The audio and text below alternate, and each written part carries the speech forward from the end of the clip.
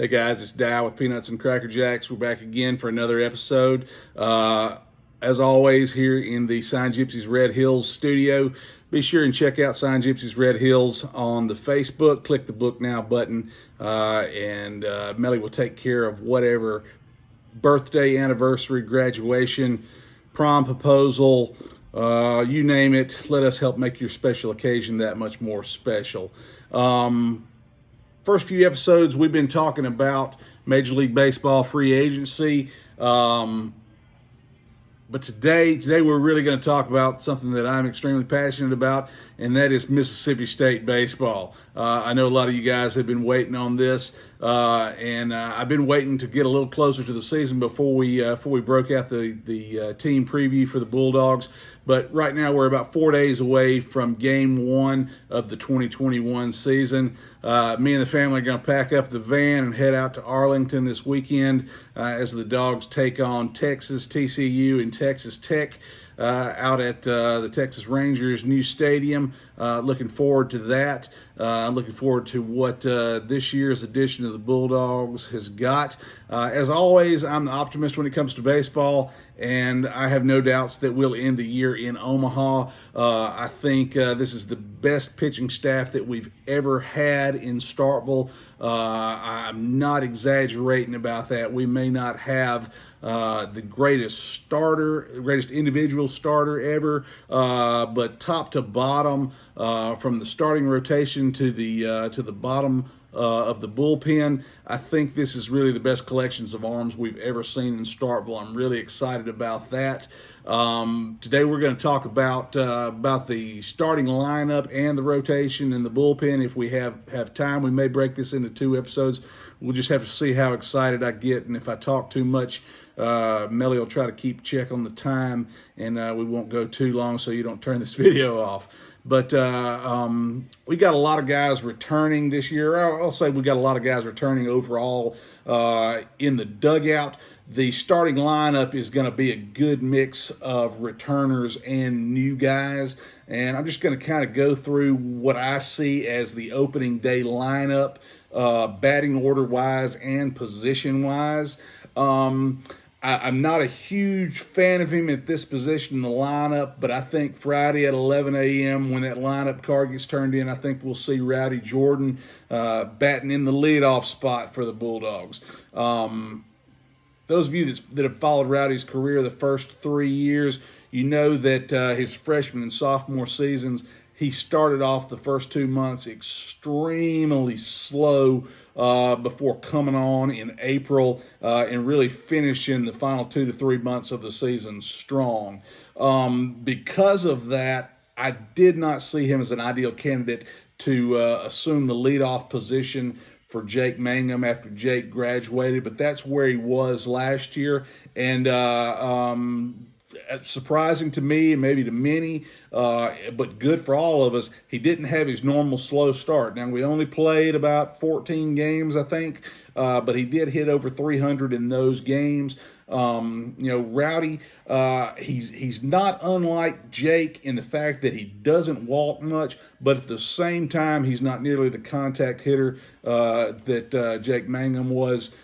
He doesn't have that elite speed that Jake Mangum had. And I think we put a little bit too much pressure on Rowdy last year to be Jake Mangum by moving him to the leadoff spot and also moving him from left field to center field defensively. I think Lamonis is going to keep him in the leadoff spot to start the year anyway, but I am going to predict that he slides over to left field. And as we get down into the batting order, I'll explain a little more about that. But I think left field is his more natural position. I think he's more comfortable there. He never looked like he really fit in center field to me last year, but he's an outstanding left fielder. And I'm going to predict that we slide him back over to left field and we find a new starting center fielder this year. I think that'll be more beneficial for everybody defensively. Whether or not Rowdy stays in the leadoff role obviously is going to depend on his production. In the number 2 hole, right after him, guy on the team that I think is best suited for the number 2 role is Tanner Allen. There's not anybody on the team that hits the ball harder puts the ball into the gaps more frequently than Tanner Allen. I know some people on other shows that I've listened to think that Tanner is going to bat either third or fourth.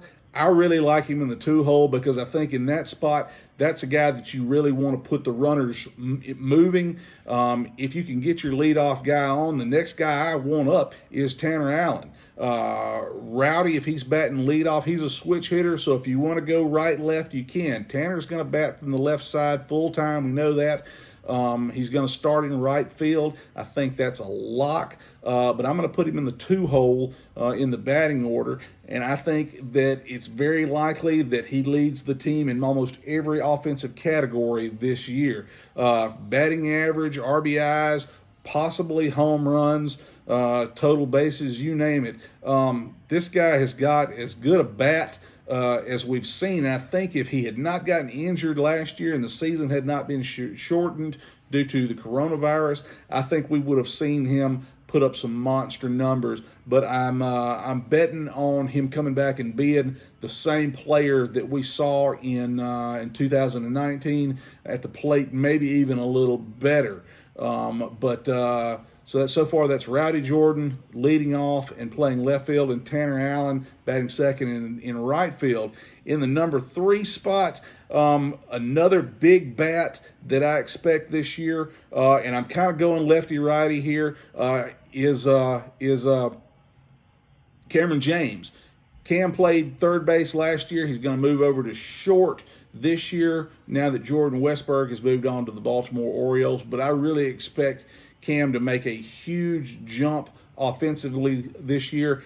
He came out of the gate smoking hot last year, cooled off, and was just starting to heat back up as the season ended abruptly last year. But I think that Cam is going to be a really important bat for us this year.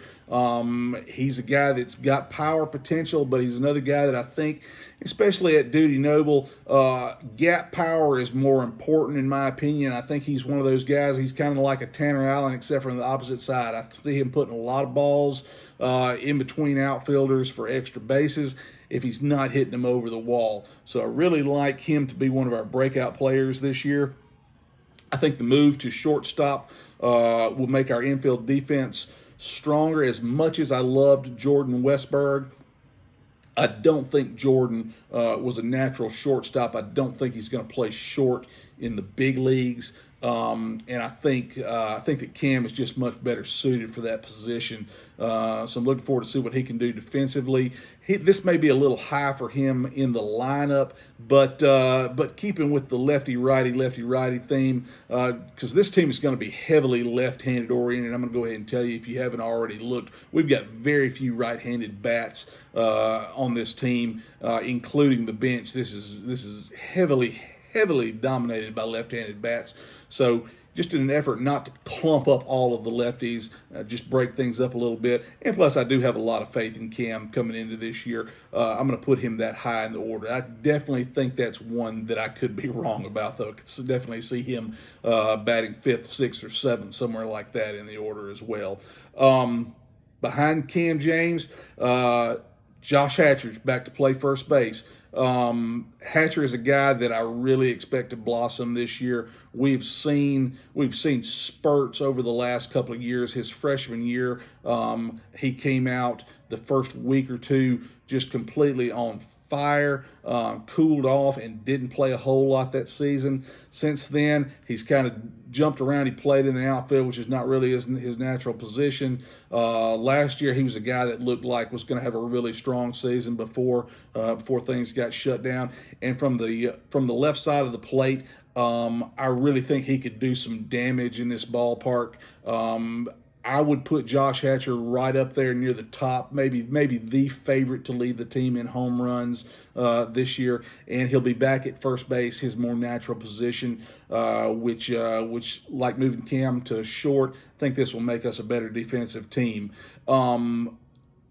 Obviously, since I've already mentioned him, I think Cam James is going to be one of our breakout players, but the guy that I think is going to be the breakout player this year and have the biggest season, batting 5th and playing catcher, is Logan Tanner. I did not expect Logan Tanner to be our starting catcher last year. I really thought it was going to be Luke Hancock. Wasn't aware of how badly Luke Hancock's throwing arm was as far as injuries go last year to start the season. But Logan Tanner really surprised me both behind the plate and at the plate last year. He's a guy that's a double-digit home run hitter potentially, and can also hit for average. I think batting him in the 5 spot is a perfect place for him to bat with runners on base. I really see him doing a lot of damage this year and being one of the team leaders in home runs and RBIs this year. Behind Logan Tanner, I just mentioned Luke Hancock. Some people don't like the idea of using your backup catcher as the designated hitter. In this case, Luke Hancock is too good of a hitter to leave on the bench and to only play in pinch hitting situations. He's got one of the best eyes that I've seen in a few years. He's not a plus runner, but he's a guy, again, that's going to hit a lot of singles and doubles. He's going to move runners. He's got a guy that's going to be on base a lot. He's a guy that's going to draw a lot of walks if he's in there every day, which is something that we don't have a lot of on this lineup, or at least we haven't based on past performance. I really am excited about seeing him play a full season. I hope he does get a chance to DH full time, maybe spell Logan Tanner at catcher every once in a while. I hope his arm is completely healed, because if you saw him throw last year, it was really bad. It's just this. If it's not healed, he'll be exclusively relegated to a DH role. I don't think there's another place in the defensive lineup for him to play. Behind Luke Hancock, a new guy on the team out of Brandon, Mississippi, Kellum Clark. I think Kellum Clark is going to win the third base job and be hitting 7th in the lineup, or at least thereabouts. He's a big guy. He's another left-handed bat. He's got a lot of power potential. Could have been drafted high last year, put out the word that he was not going to sign, that he was coming to state. So you love to see that if you're a Bulldog fan. You want those guys that want to come in and play for the Bulldogs. And he's a guy that in a couple of years could be drafted high again. Before that day comes, obviously, I hope he puts up a lot of offensive numbers in Starkville. Again, hitting from the left side, I could see him putting up big home run numbers this year. It's been a while since we had a true freshman offensive player that came in and just mashed. Maybe he'll be that guy, but I think he'll start at third base, and may take a while for him to get comfortable at the plate. He's obviously got a lot of potential, but he's going to face a lot of good pitching this year in the SEC. So hopefully his bat heats up sooner rather than later. Maybe a surprise to a lot of people that follow Mississippi baseball, but if you're wondering why I think that Rowdy will move to left field, it's because I'm predicting that Braylon Skinner, JUCO transfer from Northwest, not Northwest, but Northeast, will be our starting center fielder. I think that is the best defensive outfield that we could have, is with Skinner in center, flanked by Rowdy on the left and Tanner on the right. Skinner got a lot of praise from the coaches in the fall. I also know that in the scrimmage, I believe it was a week or so ago, he was playing center field with Rowdy in left, so it's definitely something that they've experimented with. He gives you a lot of speed. He redshirted 1 year in JUCO, then had a big season in 2019, and then his 2020 season got shortened, so he's a JUCO transfer with 3 years to play. We'll see as a newcomer. We'll see how he does against top tier pitching. But as much as anything, I like this from a defensive standpoint. As I said, I think Rowdy's much more comfortable in left. I think Skinner can come in and play center. He's got the skill, and I also think he doesn't have some of the same expectations that were placed on Rowdy last year for taking over in center field. So I've got Braylon Skinner batting eighth and playing center. Again, another left-handed bat. As I said, this lineup's going to be heavy lefty. And rounding out the order, another newcomer at second base, transfer Scotty DeBrule. Scotty DeBrule's another left-handed bat. He's a little guy, but he's a guy that has always hit. He's one of the active leaders in hits in NCAA baseball right now. I think he's got the second base spot locked down. Where he bats in the order, I think, is the biggest question. I've got him penciled in at number 9. If you want to follow the philosophy of turning the order over and having a second leadoff hitter there in the 9 spot, I think DeBrule could possibly be the leadoff hitter if Rowdy is not to start the season, or if things don't work out and Lamona starts to juggle the lineup a little bit. I think Scotty DeBrule could possibly get a shot at the leadoff spot. But for the sake of today's show, I've got him in the 9 hole. He's somebody that I'm really excited about. Again, he's one of those players that just, from what you read about him, what you hear about him, he's just a really scrappy, he's a dog. He gets out there and does everything that you want him to do. That kind of hard-nosed player that Bulldog fans love to see. So Scotty DeBrule playing second base and batting 9th. Off the bench, number 1, Brandon Pimentel, another left-hander. Pimentel started last year in left field. He was a decent defender. We expected him to be a power bat in the order. It just never happened, other than the home run that he hit against Oregon State, which thank you very much, Brandon Pimentel. We really needed that home run. Other than that, as the season went on, strikeouts started to pile up. And it went from bad to worse. Looked like he did in the Texas Tech series down in Biloxi.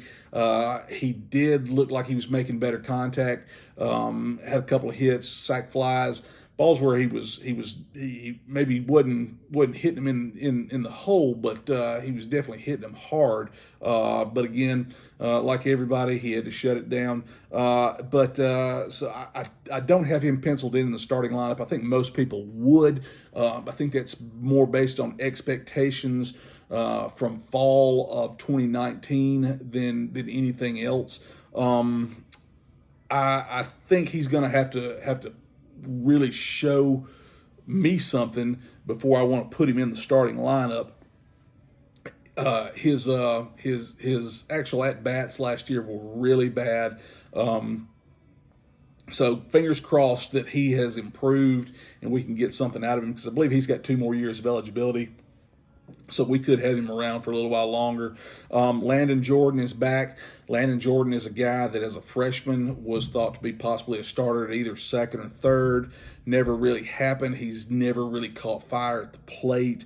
I think he is a good utility player, but I don't expect him to start. Again, he's another left-handed bat.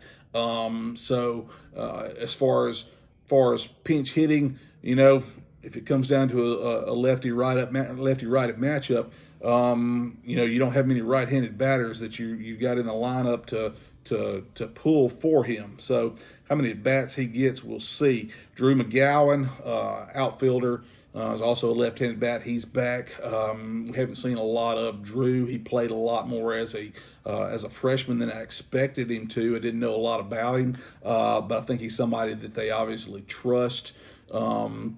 Can come in as a late game defensive replacement, but he's on the bench. Tanner Leggett is a right-handed bat. Tanner Leggett has not done a whole lot at the plate in his career. He's another little guy, but he can play a variety of positions in the infield. Logan Forsythe is another right-handed bat that has been mentioned as a possible third baseman.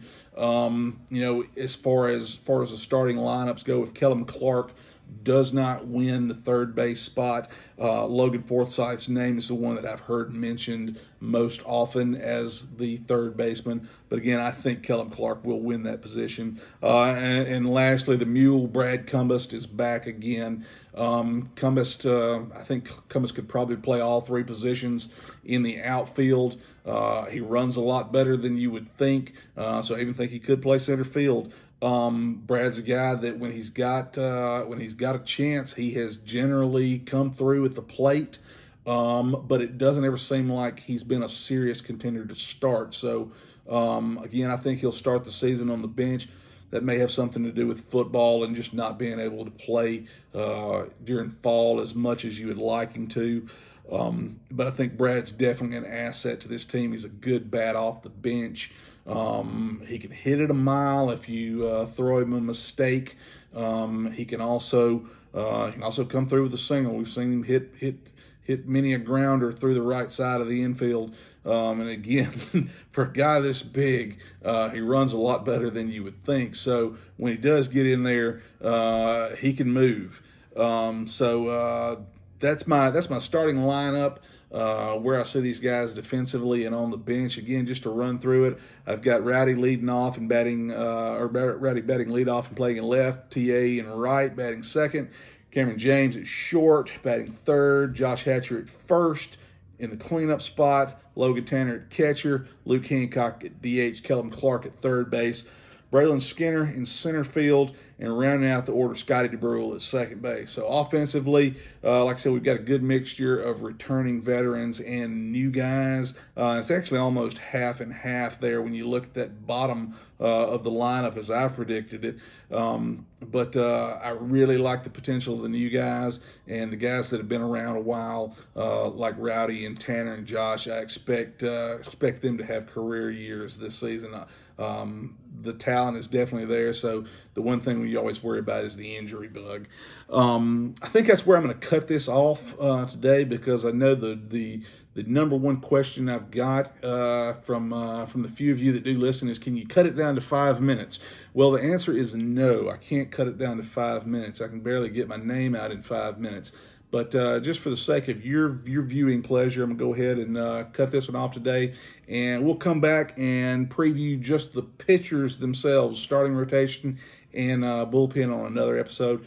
But again, thanks for listening. Please like, comment, share, tell a friend, tell your mama, get on the Facebook, check out Sign Gypsy's Red Hills. Click the book now button, and Melly will take care of whatever needs that you have. But thanks for listening. We'll be back with another episode soon. Thanks, guys.